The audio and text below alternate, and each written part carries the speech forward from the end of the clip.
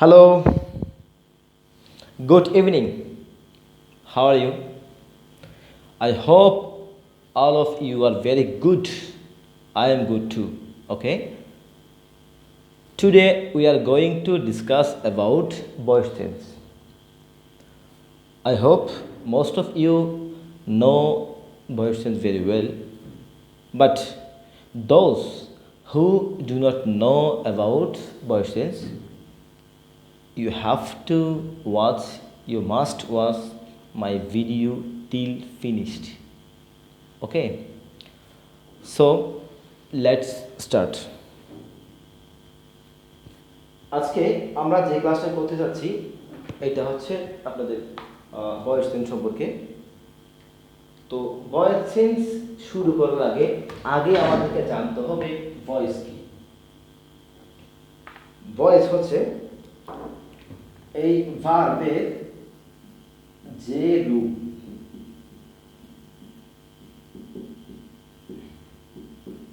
ভার্বের যে রূপ ওই সেন্টেন্সের সাবজেক্ট বা কর্তা অ্যাক্টিভ আছে অর্থাৎ সক্রিয় আছে নাকি নিষ্ক্রিয় আছে ওটা বোঝায়। অর্থাৎ যদি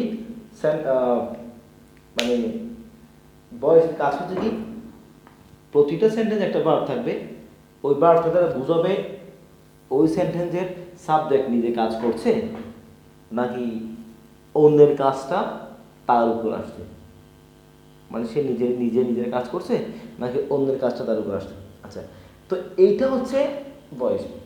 এখন ভয়েসকে দুভাগে ভাগ করছে, প্রথমত অ্যাক্টিভ ভয়েস, দ্বিতীয়ত প্যাসিভ ভয়েস।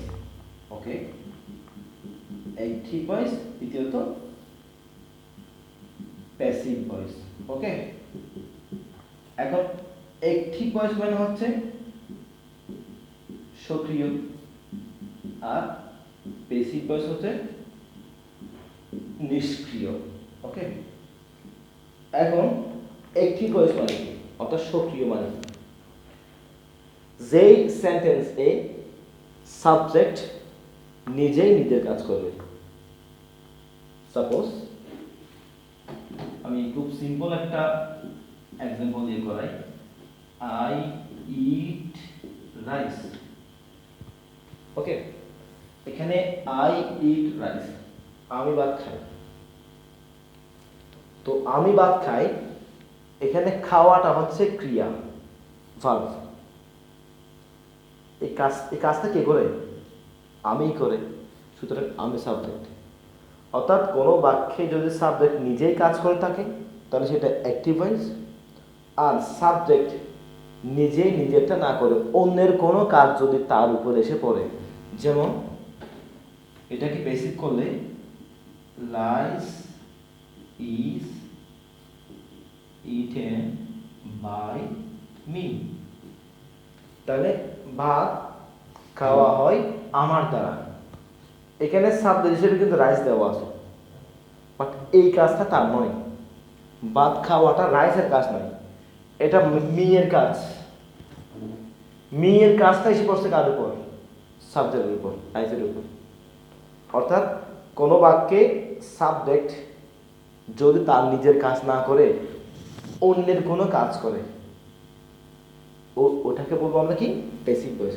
আর প্যাসিভ ভয়েস চেনার আরেকটা লক্ষণ আছে, প্যাসিভ ভয়েসে সবসময় বিভার্বের পরে ভার্বের পাস্ট পার্টিসিপল হবে।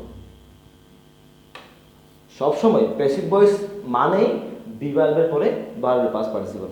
ওকে, এবার আমরা আসি অ্যাক্টিভ থেকে প্যাসিভ করার নিয়ম। আমরা জেনে গেলাম অ্যাক্টিভ ভয়েস কিভাবে চিনব, প্যাসিভ ভয়েস কিভাবে চিনব। কারণ অ্যাক্টিভ ভয়েসে কখনো বিভার্বের পরে ভার্বের পাস্ট পার্টিসিপল হয় না, সেটা মাথায় রাখতে হবে। আর প্যাসিভ ভয়েস মানেই বিভার্বের পরে ভার্বের পাস্ট পার্টিসিপল। সেটা বিভার্ব এম ইস আর ওয়াস হতে পারে, অথবা বি হতে পারে, অথবা বিন হতে পারে। ওকে, এবার আমাদেরকে ভয়েস চেঞ্জ করতে হলে, অ্যাক্টিভ থেকে প্যাসিভ করতে হলে প্রথমে জানতে হবে অবজেক্ট কি, মানে অবজেক্ট কোনটা। অর্থাৎ অবজেক্ট হচ্ছে ক্রিয়া বা ভার্বকে যদি কি বা কাকে দিয়ে প্রশ্ন করে উত্তর পাই তাহলে সেটা অবজেক্ট। অর্থাৎ বাক্যের মধ্যে একটা ক্রিয়া থাকবে, ওই ক্রিয়াটাকে আমরা যদি কি অথবা কাকে দিয়ে প্রশ্ন করে উত্তর পাই সেটা হবে অবজেক্ট। আর অ্যাক্টিভ থেকে প্যাসিভ করার সময় অ্যাক্টিভ টু প্যাসিভ, প্রথমে অ্যাক্টিভ এর অবজেক্টের সাবজেক্টিভ ফর্ম। অবজেক্টের সাবজেক্ট ফর্ম মানে কিরকম, যেমন ধরো লাস্টের দিকে অবজেক্ট মি দেওয়া আছে, এটা সাবজেক্ট করার সময় আই হয়ে যাবে, হিম দেওয়া আছে হি হয়ে যাবে। আচ্ছা, এরপরে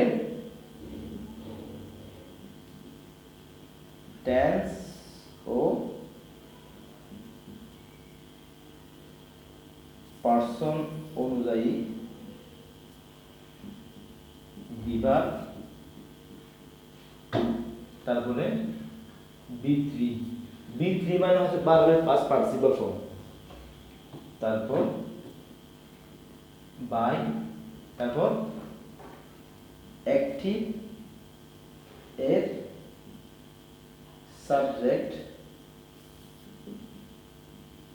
সাবজেক্টের অবজেক্টিভ ফর্ম। অবজেক্টিভ ফর্ম মানে কিরকম, মনে করো সাবজেক্টে আই দেওয়া আছে, ওটা মি হয়ে গেল, হি দেওয়া আছে হিম হয়ে গেল, বাই হিম, বাই মি। ওকে, তাহলে প্রথম আমরা যেটা জানতে পারলাম সেটা হচ্ছে অবজেক্ট চিনতে গেলে আমরা ভার্বকে প্রশ্ন করব কি অথবা কাকে দ্বারা। ওকে, তবে আরেকটা কথা বলে রাখি, কোনো কোনো সেন্টেন্সে একাধিক অবজেক্ট থাকতে পারে, অর্থাৎ দুইটা সাবজেক্ট থাকতে দুইটা অবজেক্ট থাকতে পারে। যদি সেরকম হয়, অর্থাৎ কোনো সেন্টেন্সে অর্থাৎ কোনো অ্যাক্টিভ ভয়েসে যদি দুইটা অবজেক্ট থাকে, তাহলে ওখান থেকে যে কোনো একটা অবজেক্ট এনে পেসিভ ভয়েস করা যাবে, অবজেক্টকে সাবজেক্ট এনে যে কোনো একটা এনে সাবজেক্ট করা যাবে। আমরা এরকম আর কিছু এক্সাম্পল করব, যেমন অ্যাক্টিভ ভয়েস থেকে পেসিভ ভয়েস কিছু এক্সাম্পল করি। যেমন ইনডেফিনিট টেন্সের, ইনডেফিনিট টেন্স করি, যেমন আই প্লে চেস, চেস মানে দাবা, তাই আমি দাবা খেলি। আচ্ছা, এটা অ্যাক্টিভ কেন অ্যাক্টিভ, এটা বিভাগ নাই আর পাস বাড়াতে বলে। আচ্ছা, এটাকে প্যাসিভ করতে গেলে আমি খেলি দাবা, তাহলে আমরা খেলিটাকে প্রশ্ন করব, কে খেলে, আমি খেলি, তাহলে আইটা সাবজেক্ট, কি খেলি, দাবা খেলি।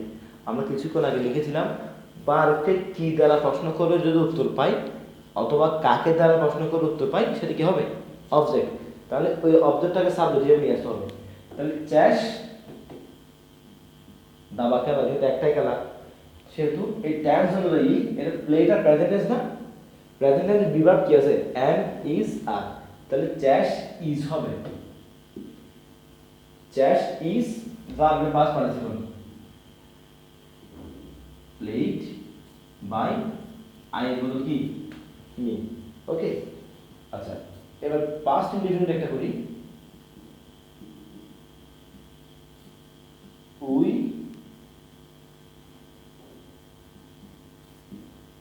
প্লেড চেস,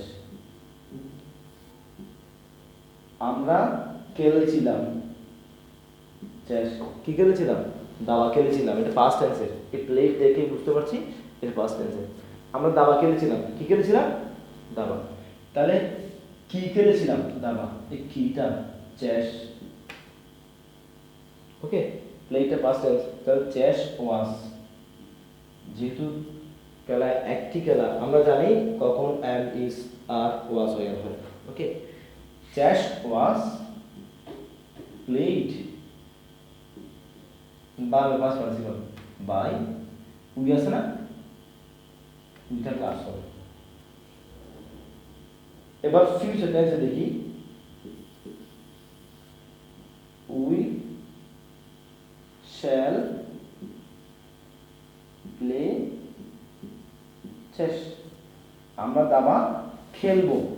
তাহলে ওটাকে বেসিক করার সময় চেস।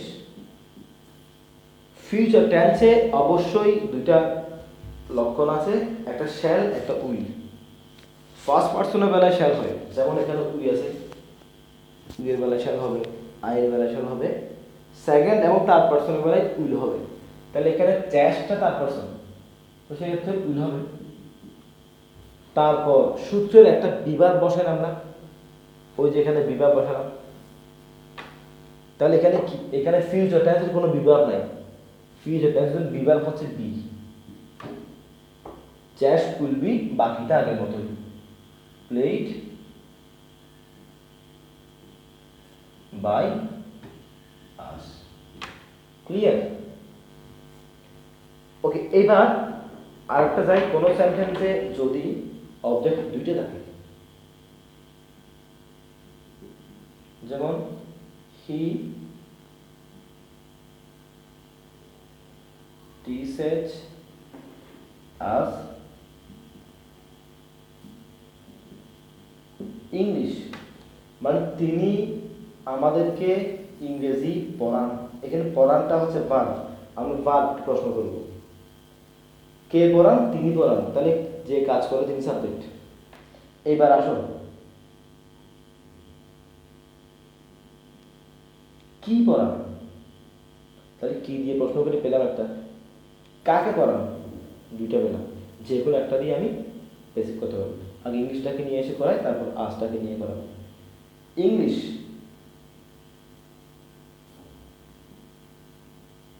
টিচার্সটা প্রেজেন্ট টেন্স, সেজন্য English is taught, TAUGEST, TGS এর past participle taught. English is taught, অপর অবজেক্ট যেটা থাকবে সেটা তার জায়গায় বসে যাবে। English is taught us by him, ওই হি এর অবজেক্টিভ ফর্ম। ঠিক আছে? আবার পেসিভ ডাবল করতে পারি, অর্থাৎ এটিকে আরেকটা করতে পারি, উইটাকে আগে আনতে পারি, আজটাকে, আসের পরিবর্তে উই, উইয়ের পরে আর, উই আর টট, টট পরে ওই বাকি অবজেক্ট যেটা আছে English, we are taught English by him. বুঝতে পারছো? এটাই হচ্ছে ভয়েস টেন্সের নিয়ম।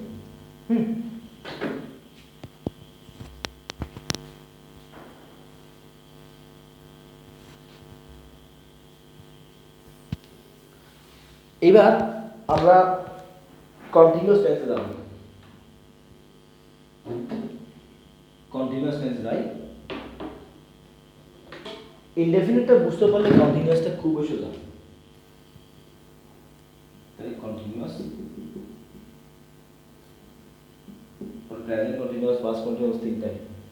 হ্যাঁ, তাহলে কন্টিনিউয়াস আমরা কি জানি? I am playing, I am playing chess, আমি দাবা খেলছি। তারপর উই আর প্লেইং চেস, আমরা দাবা খেলছি। তারপরে সরি, এটা অয়ার দি, পাস্ট টেন্সে করি, উই অয়ার, আমরা খেলছিলাম। তারপর we shall be, we shall be playing, আমরা খেলতে থাকবো। এখন এটাকে যদি বেসিক করি এগুলাকে, তাহলে কি হবে আগের মতনই, শুধুমাত্র এই যে কন্টিনিউয়াস আছে, কন্টিনিউয়াস থাকলে এইখানে যেটা বিভাগ দিলাম তারপরে একটা বিইং বসাতে হবে, বাকি সব সেম। বি বি বিইআই ওয়াজ বি, বাকি সব same. Played by us will be be, বাকি সব সেম, একেবারে কি বুঝতে পারছেন? অর্থাৎ কন্টিনিউয়াস দেখলে আমরা chess is being played, chess was being played, chess will be being played. Clear? Okay, এবার পারফেক্ট টেন্সে একটু যাই। পারফেক্ট পারফেক্ট টেন্স কি? আই হ্যাভ প্লেড চেস, আমি দাবা খেলেছি। তো পাস্ট টেন্সে গেলে উই হ্যাড প্লেড, আমি দাবা খেলেছিলাম। আর ফিউচার টেন্সে গেলে we shall have played. Okay, we shall have played chess. তো ফিউচার টেন্স আমরা কি পারফেক্টলি কি করব? I have played chess। এখন চেস শুধু এটা ক্ষেত্রে ওই have been, has been, had been, have been মানে বিবরণের জায়গায় have been, has been, had been বসবে, মানে যেখানে am is আর was এর বসতো সেখানে শুধুমাত্র have been, has been, had been, বাকি সব সেম আছে। যেমন I have played chess, আমি দাবা খেলেছি, have played। তাহলে chess, আচ্ছা আমরা তো জানি have কখন হয়, has কখন হয়। has হয় শুধু তার পারসন সিঙ্গেল নাম্বারের বেলায়, বাকি সব ক্ষেত্রে have। এখন চ্যাশটা থার্ড পারসন এবং সিঙ্গল নাম্বার, সেক্ষেত্রে has, chess has been, chess has been played by me. এবার এটা দেখো উই, তাহলে কি হবে?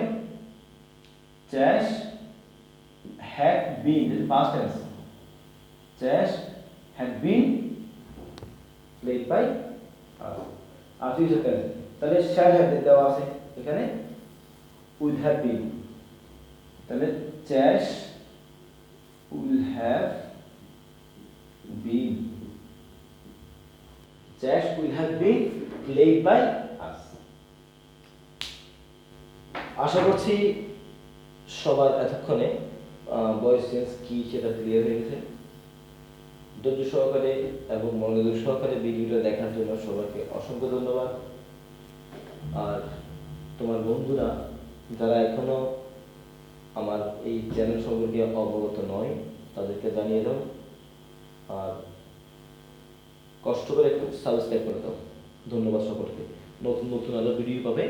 তোমাদের কোনো প্রবলেম থাকলে, কোনো টপিক নিয়ে সমস্যা থাকলে আমাকে কমেন্টে জানাবা, আমি চেষ্টা করবো এটা সলিউশন দেওয়ার জন্য। ধন্যবাদ।